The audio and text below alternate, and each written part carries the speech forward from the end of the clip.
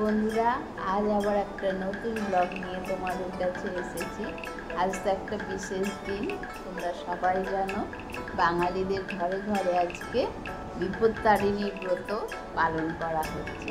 তাই বিপত্তারিণী ব্রত পালন কীভাবে প্রথম শুরু হয়েছে তা সেইটা তোমাদের আজকে আমি একটুখানি ব্রত কথা গল্পের আকারে তোমাদের বলছি।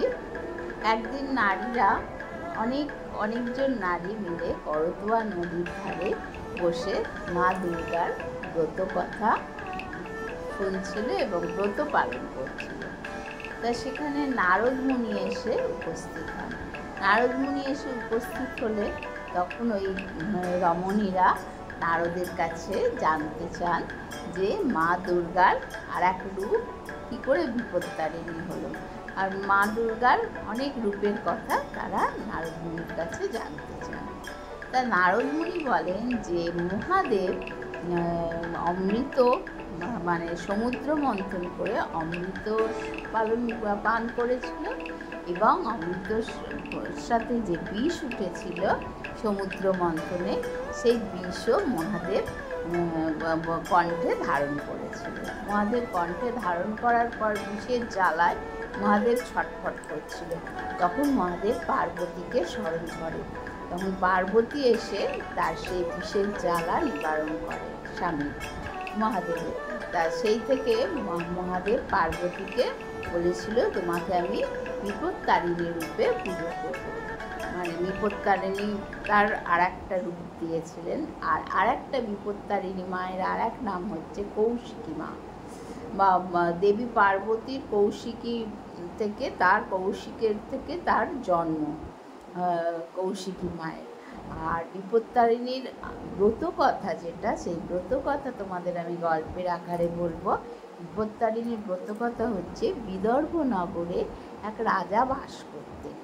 রাজার রানী ছিল, রানী মা চণ্ডীর পুজো করত। একদিন রানী মা চণ্ডীর পুজো করছে, প্রতিদিনই পুজো করে।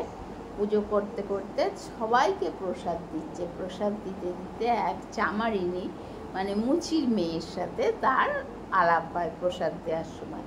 তখন তাকে ভালো লাগে রানীর।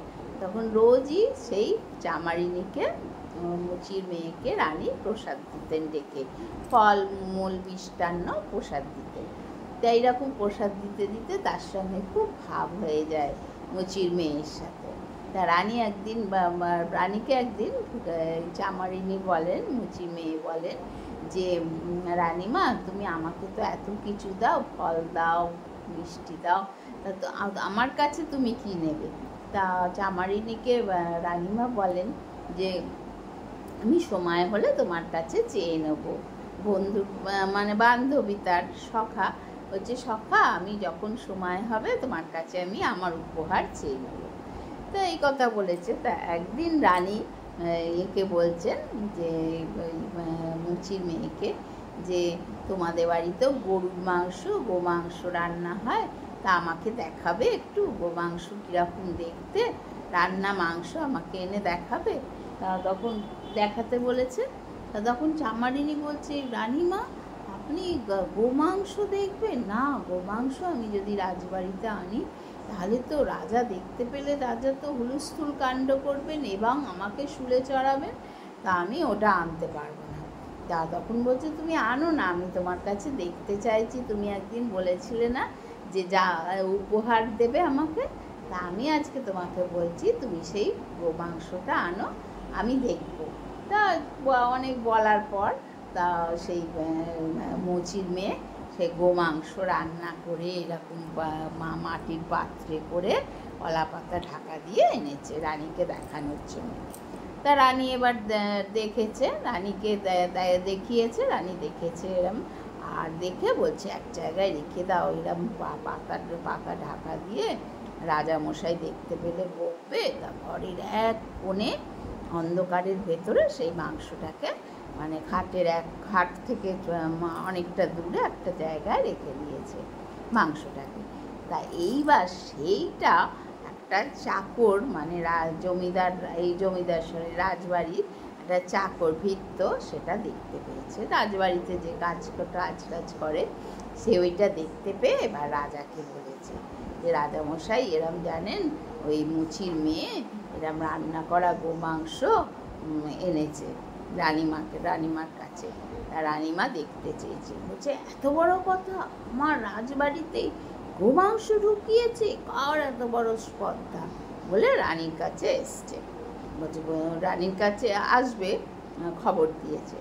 তখন রানীমা তো খুব কাঁদছে। মা মঙ্গলচণ্ডী যাকে পুজো করে, মা মঙ্গলচণ্ডীও তো মা দুর্গার আর এক রূপ, মা মঙ্গলচণ্ডীকে রানীমা জানাচ্ছে যে মা, তো আমি যে কি করে রাজাকে এটা দেখাবো, আর রাজা এটা দেখালেই তো আমাকে মানে আর কি ত্যাগ করে দেবে, আমার ওপর রুষ্ট হবেন, তা মা আমি কি করব? তা তখন রাত্রিবেলা স্বপ্ন দিচ্ছে মা মঙ্গলচণ্ডী যে তোর চিন্তা নেই, ওটা দেখবি, যখন খুলবি রাজাকে দেখাবি, রাজা বলেছে পরের দিন দেখবো, রাজাকে দেখাবি, ওটা ফুল হয়ে যাবে ওই মাংসটা। তা রানীমা বলছে মা মঙ্গলচণ্ডী এই কথা বললেন, সত্যি তাহলে ফুল হয়ে যাবে। মা মঙ্গলচণ্ডীকে বিশ্বাস করেন। এবার রাজা এসছে, তা রাজা এসে বলছে কোথায় তোমার সেই মাংস, যে গো মাংস রাজবাড়িতে ঢুকিয়েছো, দেখি তোমার মাংস কোথায় আমি দেখবো। তখন রানী গিয়ে সেই এটা মাটির পাত্রটা কলা পাতা ঢাকা দিয়া সেইটা এনে রাজার কাছে ধরে বলছে এই দেখো। তখন রাজা ওই কলা পাতাটা তুলে দিয়ে দেখছে যে সেইটা সত্যি নানা রকম সুন্দর রঙের ফুল হয়ে গেছে মাংসগুলো। তখন তো রাজা খুব আনন্দ পেয়েছে। তখন সেই ভিক্ষুককে বলছে তুই মিথ্যা কথা বললি আমাকে, তোকে শুলে চড়াবো। রানীকে খুব ভালোবাসলো। সেই থেকে রানীমা সেই এই আষাঢ় মাসে রথের পরে তৃতীয়া থেকে নবমী তিথির মধ্যে শনি এবং মঙ্গলবার বিপত্তারিণী ব্রত করেন। সেই থেকেই বিপত্তারিণী ব্রত মর্তে প্রচার হয়। তা বন্ধুরা, আজকে তোমরা বিপত্তারিণীর ব্রত কথার মানে গল্প শুনলে কিভাবে বিপত্তারিণী পুজো শুরু হয়েছে। আর কি দেখবে, আমাদের এখানে কাউগাছিতে বিপত্তারিণী মন্দির আছে। সেই বিপত্তারিণী মন্দিরে আজকে পুজো হয়, সবাই পুজো দিতে যায়। তা আমিও গেছিলাম তোমাদের ওখানে দেখাবো বলে, তাই আমি গেছি, স্কুল থেকে গিয়ে দেখে এসেছি। তা তোমাদের দেখাবো, তোমরা দেখতে থাকো। আর যদি ভালো লাগে তাহলে একটা লাইক কমেন্ট শেয়ার করো, তাহলে খুব ভালো লাগবে। তো বন্ধুরা, এই যে মন্দিরের কাছে এসে গেছি। এবার দেখো বাইরে থেকে দেখা যাচ্ছে সব বসে আছে। তা চলো ভিতরে প্রবেশ করি। ভীষণ সুন্দর মন্দিরটা, সবাই বসে আছে এখানে নিজেদের ডালা নিয়ে, কেউ ডোর বাঁধছে, এখানে বসে বসে তৈরি করছে। আর যারা সব কিছু বাড়িতে করে এনেছে তারা বসে আছে। এখানে কুপন দেওয়া হচ্ছে, একটা করে করে কুপন নিচ্ছে, নিয়ে এখানে তারা বসে আছে। তাদের ডাক যখন আসবে তারা পুজো করবে।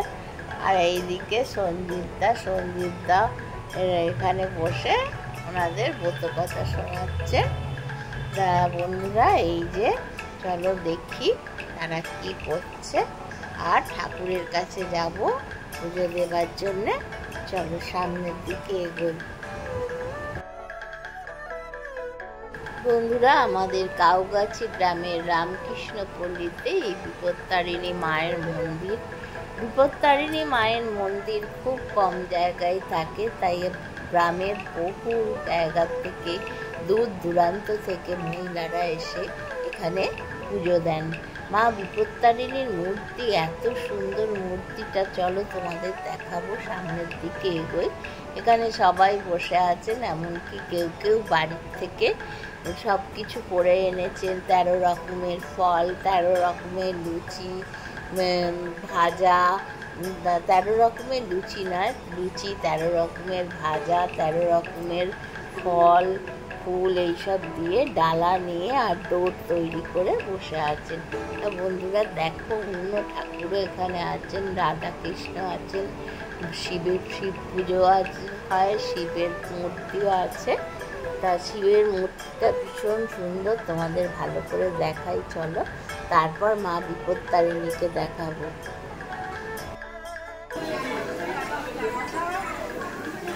দেখো সবাই দৌড়ি করছে পুজো দেওয়ার জন্য।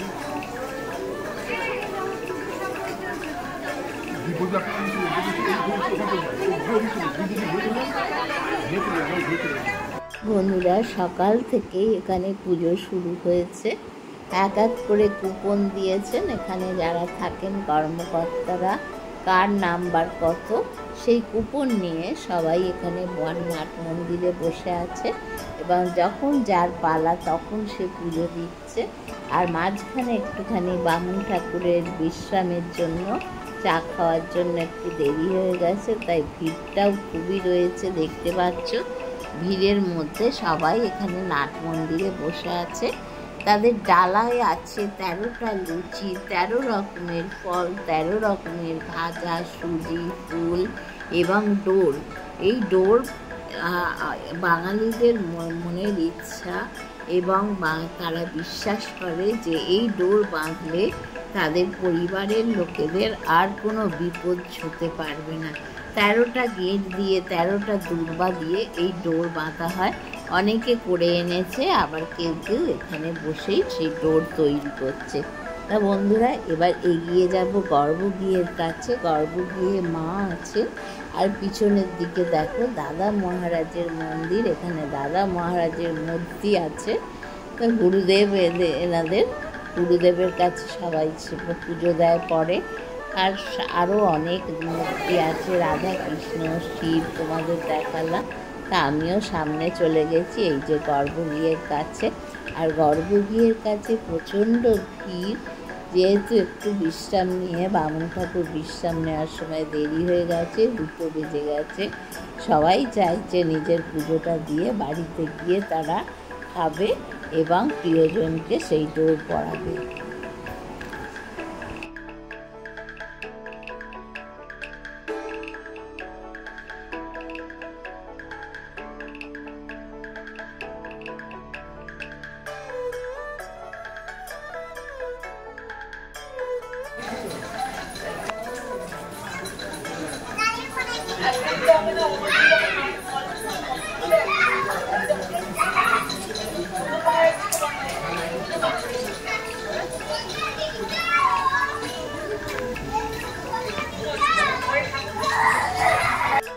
তো বন্ধুরা এই নাট মন্দিরের এইদিকে কর্মকর্তারা যারা এইসব কাজ পরিচালনা করেন বসে আছেন, তারা ফটো বিক্রি করছেন। ফটোগুলো সবাই নিচ্ছে। মায়ের মূর্তি ভীষণ সুন্দর। আমিও একটা ফটো কিনলাম। আমার ফটো ছোট ফটো একটা 60 টাকা দিয়ে কিনলাম। তা তোমরা যদি ফটো কেনো তাহলে এখানে কিনতে পারবে। ভীষণ সুন্দর মায়ের মূর্তি। মন্দিরটা তোমাদের এবার বাইরে বেরিয়ে আসছি, বাড়ি যাব বলে মন্দিরটা তোমাদের সামনেটা দেখালাম। আর সবাই এক এক করে পুজো দিয়ে বেরোচ্ছে। বন্ধুরা আজ তাহলে আসি, আবার এক নেক্সট ব্লগে দেখা হবে। ততক্ষণের জন্য তোমরা সুস্থ থেকো, ভালো থেকো এই কামনা করি। আর বিপত্তারিণী মায়ের কাছে কামনা করি, আমিও যেমন কামনা করছি যে দাদা ভালো হয়ে যাক, দাদার অপারেশন ভালো করে হয়ে যাক। আমি সবার জন্য তোমাদের কামনা করি তোমরা সবাই সুস্থ থেকো, ভালো থেকো। আজ আসি তাহলে।